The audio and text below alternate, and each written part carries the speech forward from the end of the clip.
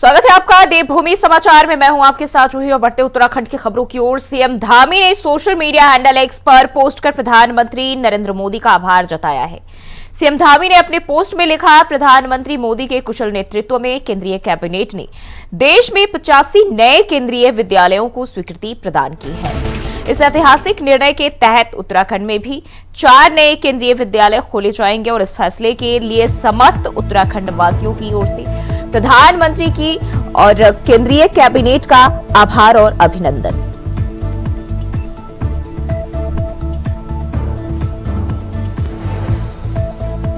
तो मुख्यमंत्री पुष्कर सिंह धामी ने पीएम मोदी का आभार जताया है, केंद्रीय कैबिनेट का भी आभार जताया है।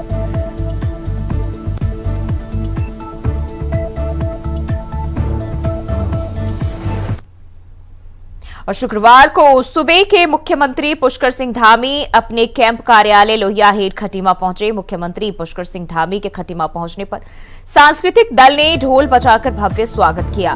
माननीय मुख्यमंत्री ने लोहिया हेड पहुंचकर कैंप कार्यालय में जनता से संवाद किया और जन समस्याएं सुनी। उन्होंने संबंधित अधिकारियों को समस्याओं के निस्तारण के लिए आवश्यक निर्देश भी दिए। इस दौरान क्षेत्र की जनता ने मुख्यमंत्री का बुके और फूल की मालाओं से जोरदार स्वागत किया। वहीं इस दौरान मौके पर डीएम नितिन सिंह भदौरिया, वरिष्ठ पुलिस अधीक्षक मणिकांत मिश्रा, बीजेपी जिलाध्यक्ष कमल जिंदल, पूर्व विधायक डॉक्टर प्रेम सिंह राणा, दान सिंह भंडारी मौजूद रहे।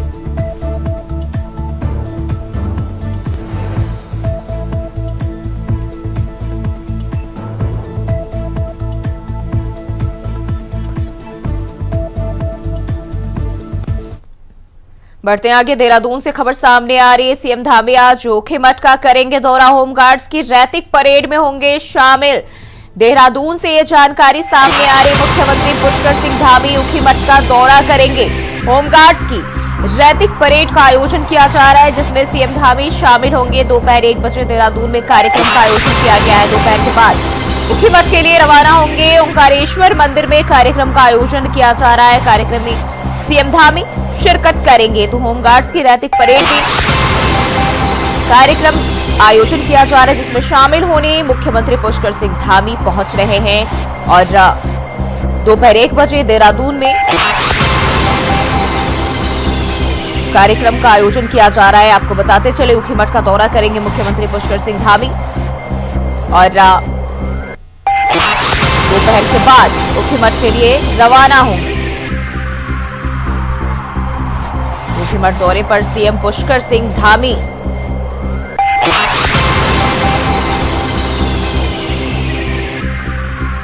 दोपहर के बाद जोखिमठ के लिए रवाना होंगे। ओंकारेश्वर मंदिर में कार्यक्रम का आयोजन किया जा रहा है, जहां सीएम पुष्कर सिंह धामी शिरकत करेंगे। मुख्यमंत्री का जोखिमठ दौरा।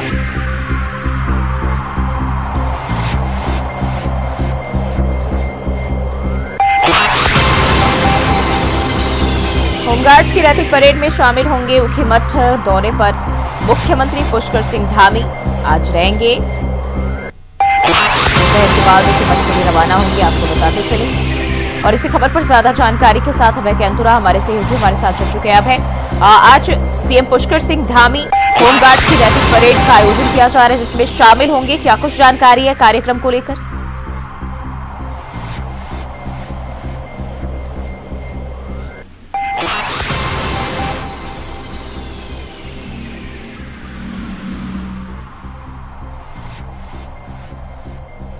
तो किसी टेक्निकल इशू की वजह से अभी आवाज नहीं आ पा रही। अब है एक बार फिर से जोड़ने की कोशिश करेंगे।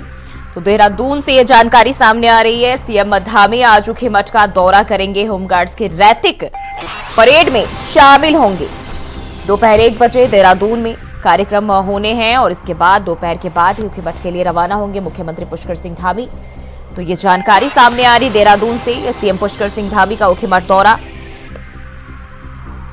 ओंकारेश्वर मंदिर में कार्यक्रम का आयोजन किया जा रहा है, जहां सीएम शिरकत करेंगे। तो ओंकारेश्वर मंदिर में कार्यक्रम का आयोजन किया जा रहा है, जहां सीएम पुष्कर सिंह धामी शामिल होंगे। दोपहर के बाद जोखिमठ के लिए रवाना होंगे।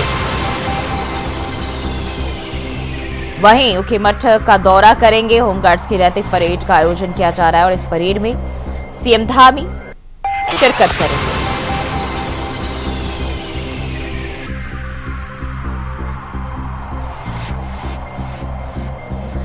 और एक बार फिर से अभय हमारे साथ जुड़ चुके हैं। अभय, आवाज मिल पा रही है आपको?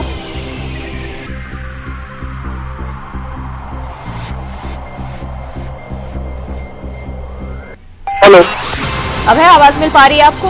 जी जी बिल्कुल। आज सीएम पुष्कर सिंह धामी ऊखीमठ दौरे पर रहने वाले, क्या कुछ कार्यक्रम रहने वाला है आज? देखो, मुख्यमंत्री पुष्कर सिंह धामी आज दौरे पर होंगे। 2 दिवसीय मुख्यमंत्री पुष्कर सिंह धामी का ये रुद्रप्रयाग जनपद का दौरा है, जहां पर ऊखीमठ में उनके विभिन्न कार्यक्रम यहाँ पर ऊखीमठ में कह सकते हैं कि मुख्यमंत्री पुष्कर सिंह धामी सबसे पहले जो जनपद के जो आला अधिकारी हैं उनके साथ बातचीत वहां पर करेंगे। जो विकास के काम वहां पर किए जा रहे हैं उसको लेकर उनकी समीक्षा बैठक वहां पर करेंगे। दिशा निर्देश उनकी तरफ से वहां पर दिए जाएंगे। इसके अलावा जो सारा गांव है वहां पर, जो सरखेत गांव है वहां पर भी मुख्यमंत्री पुष्कर सिंह धामी स्थानीय लोगों के साथ वहां पर जो कार्यक्रम आयोजित हो रहा है ओंकारेश्वर मंदिर में, वहां पर सम्मिलित होंगे। क्योंकि ये कहा जा सकता है कि जिस प्रकार से उस क्षेत्र में लगातार लोग इस समय उत्सुक नजर आ रहे हैं और मुख्यमंत्री पुष्कर सिंह धामी ने जिस प्रकार से उस क्षेत्र के विकास के लिए वायदे किए थे, उसी के अनुरूप ये कह सकते हैं कि वहां पर आज एक पांडव नृत्य का आयोजन वहां पर ओंकारेश्वर मंदिर में किया जा रहा है। उसमें मुख्य अतिथि के तौर पर मुख्यमंत्री पुष्कर सिंह धामी सम्मिलित हो रहे हैं। इस दौरान जो क्षेत्र की जो जनता है वो भी वहां पर शामिल होंगी और मुख्यमंत्री से बातचीत वहां पर करेंगे और बताएंगे कि किस प्रकार से जनपद में विकास के कामों का लाभ इस समय आम जनता को वहां पर मिल रहा है। इसके अलावा जो मुख्यमंत्री की घोषणाएं वहां पर की गई है कि जो सारा गांव है उसे आदर्श गांव के रूप में विकसित करने का काम वहां पर किया जाएगा, उसको लेकर भी पूरी बातचीत वहां पर होगी और जनपद के जो अधिकारी होंगे उनसे पूछा जाएगा कि किस प्रकार से उन्होंने उसके लिए लक्ष्य निर्धारित करा और क्या किस प्रकार के रोड मैप तैयार करा जिससे उस गाँव को आदर्श गाँव वहां पर बनाया जा सकता है। तो ये समझा जा सकता है कि लगातार मुख्यमंत्री पुष्कर सिंह धामी अपने जनपदों के प्रवास कार्यक्रम पर हैं, जिसमें आज रुद्रप्रयाग जनपद के प्रवास कार्यक्रम पर रहेंगे। रात्रि विश्राम भी मुख्यमंत्री पुष्कर सिंह धामी का ऊखीमठ में ही रहेगा और कल भी ये कह सकते हैं कि एक और कार्यक्रम ऊखीमठ में वहां पर होने जा रहा है, जिसमें मुख्यमंत्री पुष्कर सिंह धामी सम्मिलित होंगे। उसके बाद दोपहर बाद बजे तक जो है देहरादून में बताया जा रहा है कार्यक्रम होगा और इसके बाद ही वो ऊखीमठ के लिए रवाना होंगे। अगर हम देहरादून में बात करें, आज क्या कुछ देहरादून में रहने वाला है सीएम का कार्यक्रम? मुख्यमंत्री पुष्कर सिंह धामी देहरादून में जो होमगार्ड्स की जो रैतिक परेड है उस रैतिक परेड में मुख्य अतिथि के तौर पर शामिल होंगे। मुख्यमंत्री पुष्कर सिंह धामी इस समय कह सकते हैं कि होमगार्ड्स के जो काम है उनको कामों को जानने का काम वहां पर करेंगे। होमगार्ड्स की तरफ से अपने अनुभवों को साझा करने का काम वहां पर किया जाएगा, क्योंकि रैतिक परेड का मतलब सीधे तौर पर समझा जा सकता है कि एक उनका जो स्थापना दिवस होता है उसको मनाने का काम उनकी तरफ से वहां पर किया जाता है। पूरे उत्तराखंड में कह सकते हैं कि पुलिस के साथ साथ सुरक्षा का जो महत्वपूर्ण जिम्मेदारी है सुरक्षा की, उसको निभाने में होमगार्ड्स भी अपनी अहम भूमिका यहाँ पर अदा कर रहे हैं। ऐसे में उनके लिए भी मुख्यमंत्री की तरफ से आज यहाँ पर घोषणाएं की जा सकती है। ये कहा जा सकता है कि होमगार्ड्स को भी सौगात देने का काम मुख्यमंत्री पुष्कर सिंह धामी आज यहाँ पर करेंगे, चाहे वो उनके टीएडीए में बढ़ोतरी हो या वेतन भत्तों में उनकी बढ़ोतरी की बात हो, उसका भाई मुख्यमंत्री पुष्कर सिंह धामी वहां पर ऐलान कर सकते हैं। इसके अलावा होमगार्ड्स को भी पुलिस के समान ही जो कह सकते हैं उनके वेतन या जो सुविधाएं, उन सुविधाओं को देने की बात लगातार वहां पर चल रही है। उसकी मांग लगातार होमगार्ड्स की तरफ से उठाई जा रही है। उसकी भी घोषणा आज मुख्यमंत्री की तरफ से वहां पर की जा सकती है। दोपहर 1 बजे का कार्यक्रम है जब होमगार्ड्स के मुख्यालय में यह रैतिक परेड का आयोजन वहां पर होगा और उसी कार्यक्रम में मुख्यमंत्री पुष्कर सिंह धामी शामिल होंगे। जी बिल्कुल, अभय बने रहिए हमारे साथ, आगे भी आपका रुख करते हैं। तो कार्यक्रम में सीएम धामी शिरकत करेंगे और देहरादून के साथ साथ ऊखीमठ में कार्यक्रम का आयोजन होना है, जहां दोनों जगह मुख्यमंत्री पुष्कर सिंह धामी शिरकत करेंगे, कार्यक्रम में शामिल होंगे।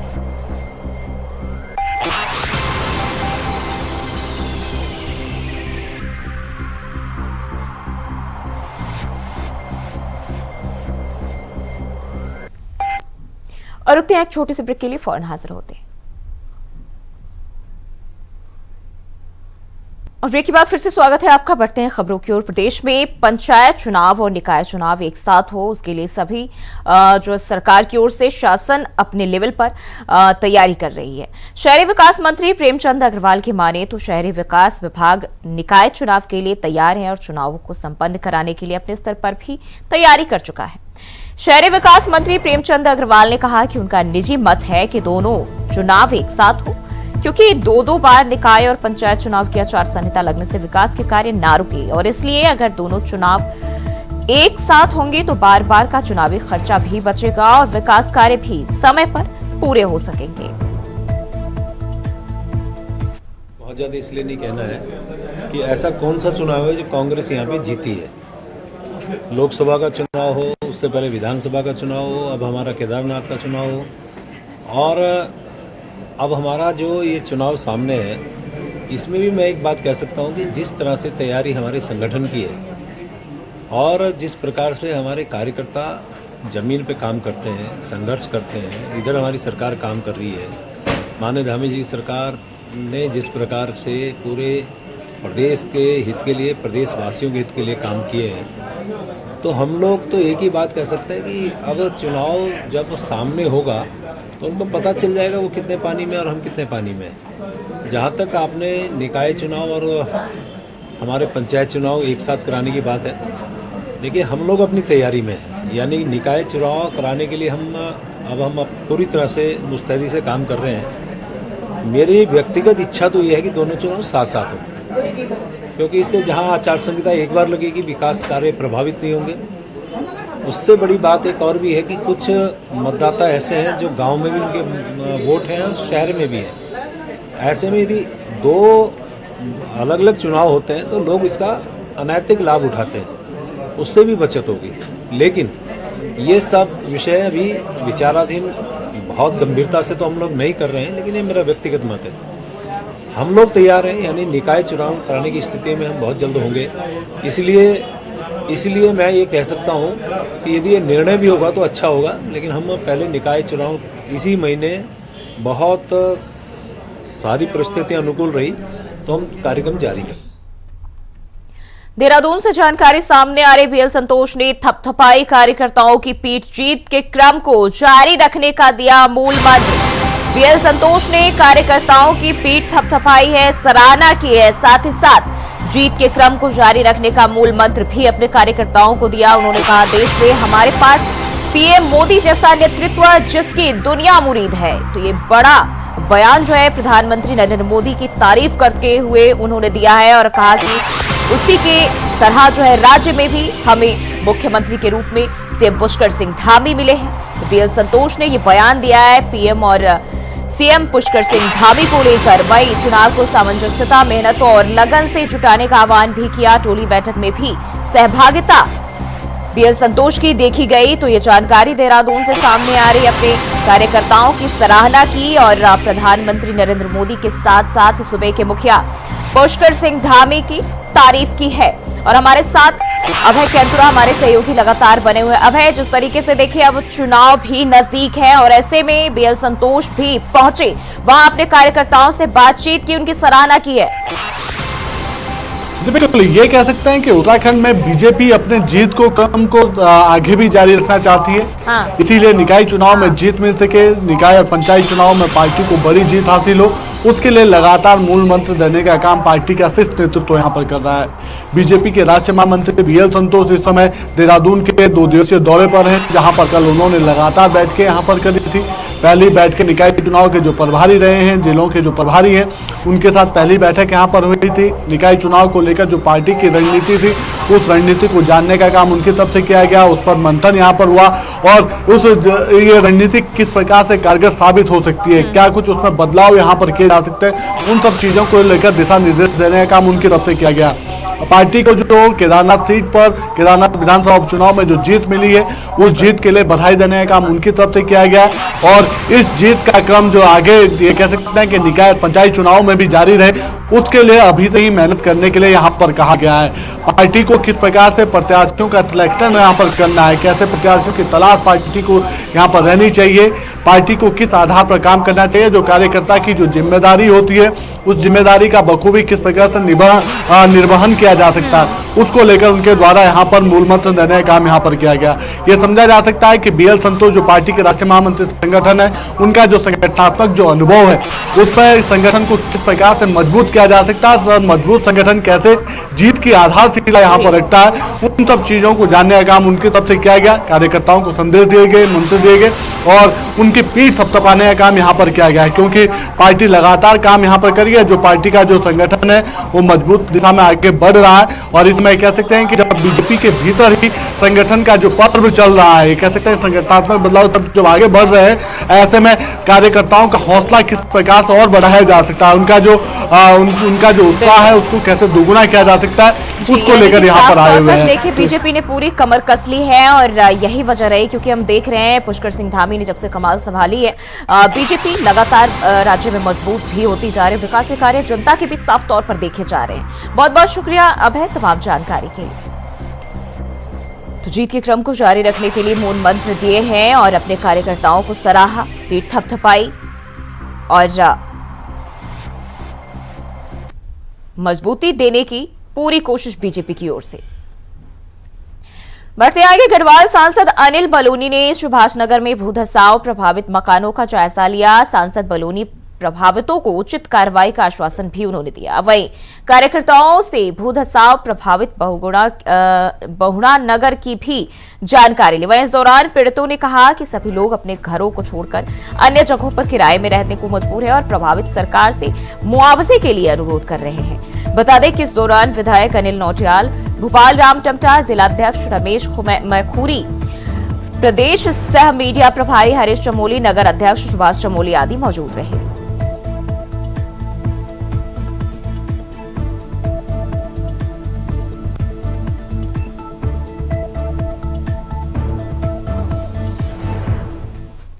वहीं उत्तराखंड में बारिश बर्फबारी का इंतजार खत्म होने जा रहा है। मौसम विभाग ने 8 और 9 दिसंबर को प्रदेश भर में हल्की बारिश और 2500 मीटर से ऊंचाई वाले इलाकों में बर्फबारी की संभावना जताई है। प्रदेश में अक्टूबर नवंबर में बारिश नहीं होने के कारण तापमान सामान्य से ऊपर चल रहा है। देहरादून स्थित मौसम विभाग विज्ञान केंद्र के वैज्ञानिक रोहित थपलियाल का कहना है कि 8 और 9 दिसंबर को प्रदेश में पश्चिमी विक्षोभ का असर दिखेगा। इससे प्रदेश भर में हल्की बारिश और 2500 मीटर से ऊंचाई वाले क्षेत्रों में बर्फबारी होने के आसार हैं। और इसी खबर पर ज्यादा जानकारी के साथ अजय मित्तल हमारे सहयोगी फोनलाइन पर हमारे साथ जुड़ चुके हैं। अजय, जिस तरीके से हम देखें मौसम विभाग की ओर से पूर्वानुमान जारी किया गया है, बारिश और बर्फबारी की संभावना, क्या कुछ जानकारी?